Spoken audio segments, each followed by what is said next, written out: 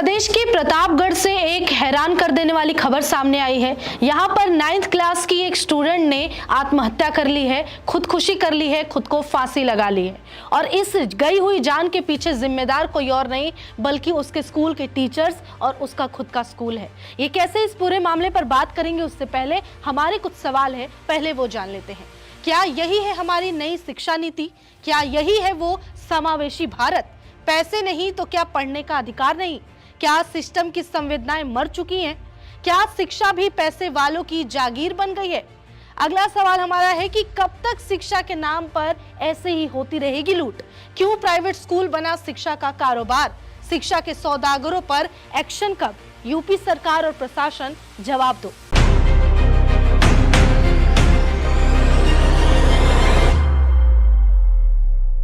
आप देख रहे हैं हमारा खास शो जवाब दो और मैं हूं आपके साथ दिशा कश्यप। पूरी घटना की बात करते हैं और जानने की कोशिश करते हैं मामला कहां का है और पूरा विवाद क्या है। दरअसल ये मामला उत्तर प्रदेश के प्रतापगढ़ जिले की है, जहां की घटना बताई जा रही है, जहां एक रिया प्रजापति नाम की एक स्टूडेंट ने आत्महत्या कर ली है, खुद को फांसी लगा ली है। ये तस्वीर आपको नजर आ रही होगी, ये वही छात्रा है जिसका नाम रिया प्रजापति है, जिसने खुदकुशी की है। इसकी वजह जानकर आपको और हैरानी होगी कि आखिर एक बच्ची ने ऐसा कदम क्यों उठाया।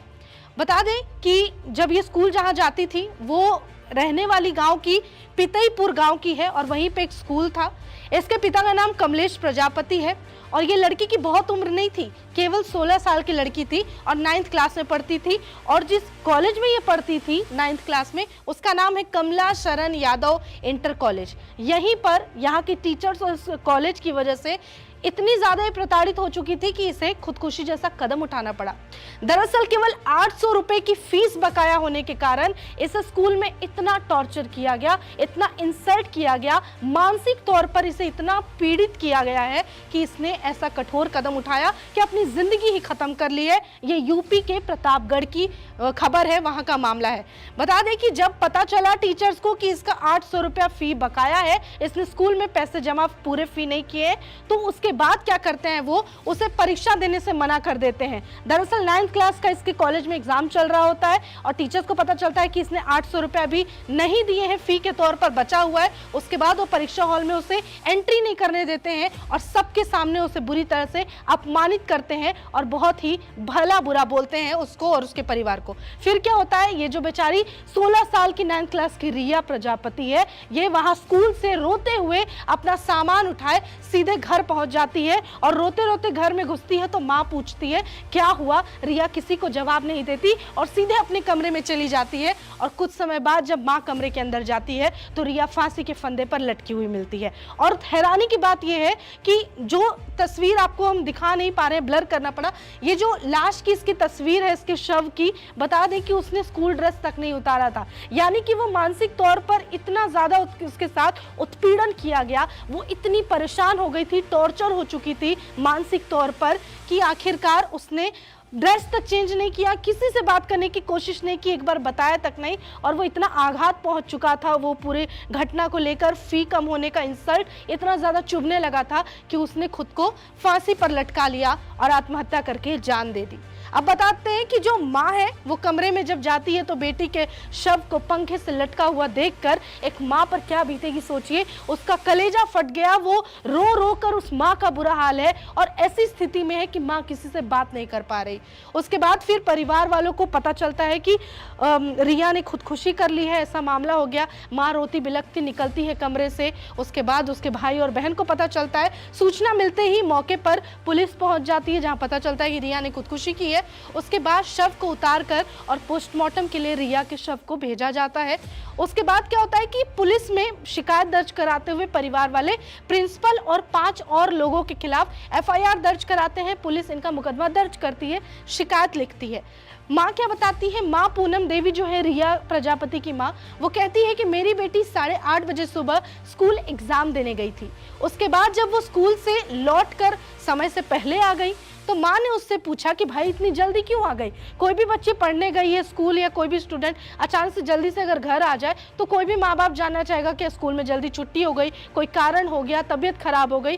तो वो भी जब रिया जल्दी आ गई स्कूल से लौटकर, जबकि वो एग्जाम देने निकली थी स्कूल जाने के लिए, उसके बावजूद वो जब वापस आती है तो माँ उससे कारण पूछती है, लेकिन रिया एक शब्द भी अपनी माँ को जवाब नहीं दे पाती और रोती रोती कमरे में बेचारी चली जाती है। उसके बाद फिर क्या होता है, माँ को पता चलता है कि स्कूल प्रबंधन ने फीस बकाया होने पर, यानी वही 800 रुपए की राशि बकाया होने पर रिया को खूब सुनाया है, उससे अपमानित किया है और एग्जामिनेशन हॉल में बैठने से भी मना कर दिया। आपको अगर दिक्कत थी, स्कूल प्रबंधन को दिक्कत था कि उसने 800 रुपए कम फी अभी जमा किया है, यानी कि वो 800 बचा हुआ है उसकी फीस का, तो आप उसे बैठाकर या और भी तरीके से ऑफिशियली प्रोफेशनली आप उसे भेज सकते थे उसके माँ बाप से बात करके।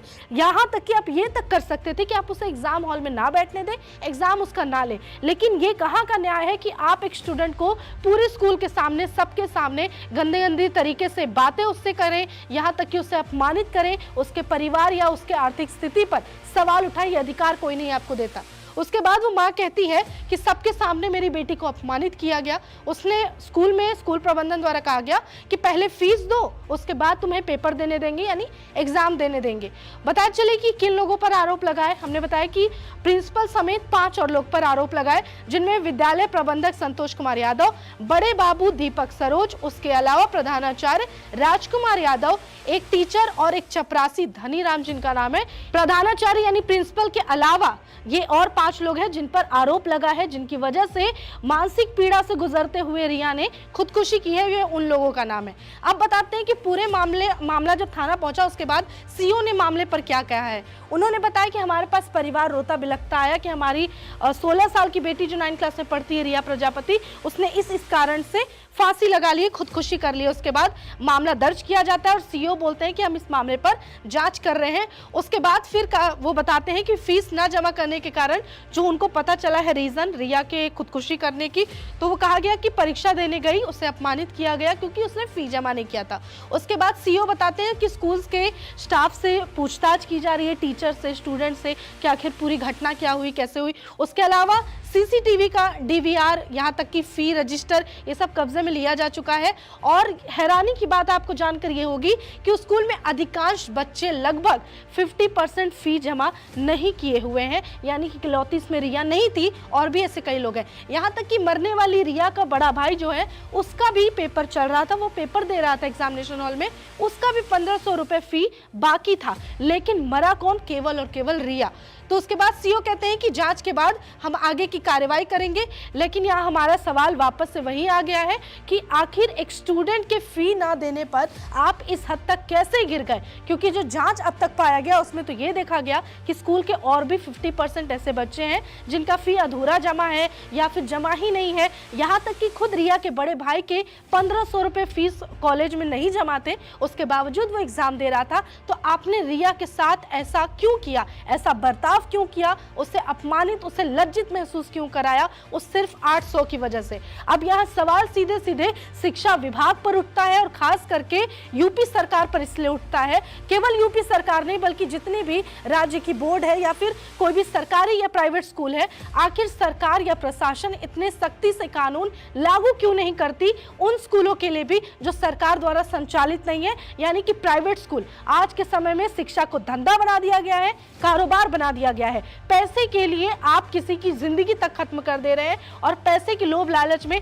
कभी देखा जाता है कि स्कूल में फी बढ़ा दिया जाता है, कभी कहा जाता है आप यूनिफॉर्म बदल कर आओ, यूनिफॉर्म अलग अलग तरीके की लो, उसके अलावा आप महंगी महंगी किताबें खरीदने को कहते हैं, उसके अलावा आप कहते हैं कि स्कूल का इंफ्रास्ट्रक्चर है अलग अलग तरह की। अगर किसी भी स्कूल के बच्चे का, प्राइवेट स्कूल के बच्चे का आप उठाकर फीस स्लिप देख लीजिए तो उसमें मेंटेनेंस के नाम पर हजारों रुपए वसूले जाते हैं। जितना बड़ा स्कूल, जितनी बड़ी उस स्कूल की पॉपुलैरिटी है, उस हिसाब से बच्चे का जो परिवार है उसके माता पिता फी भरते भरते थक जाते हैं। यानी कि सीधे सीधे हम ये समझ सकते हैं कि यूपी में अगर एक रिक्शा चालक का बच्चा स्कूल में पढ़ने जा रहा है तो उसे पढ़ने का अधिकार नहीं दिया जाएगा, क्योंकि उसके पिता के पास बहुत मोटी रकम स्कूल को मेंटेनेंस के नाम पर देने के लिए नहीं है। और आखिर कब शिक्षा जैसी मूलभूत चीज भी आखिर कारोबार बनती रहेगी और कब तक पैसे के आधार पर शिक्षा का भी विभाजन होता रहेगा कि आप अमीर हैं तो शिक्षा आपके हिस्से आएगी, गरीब का बेटा नहीं पढ़ सकेगा। उससे भी हैरानी की बात आपको जानकर ये होगी, ये जिस घटना को हमने उठाया है रिया प्रजापति का, ये आज का मामला नहीं, 29 मार्च के आसपास का मामला है, जब 29 मार्च को पता चलता है कि रिया ने फांसी लगा ली।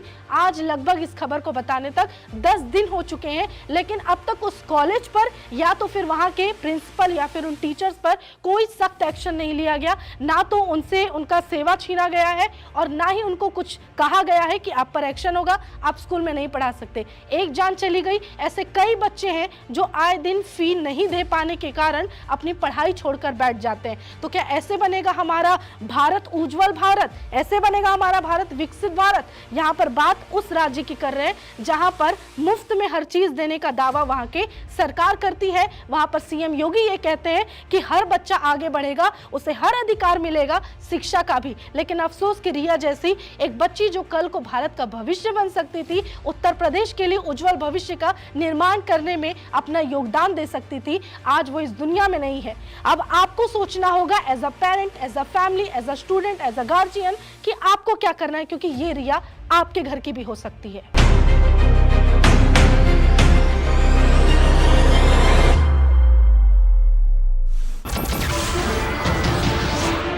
नमस्कार, मैं हूं मानक गुप्ता।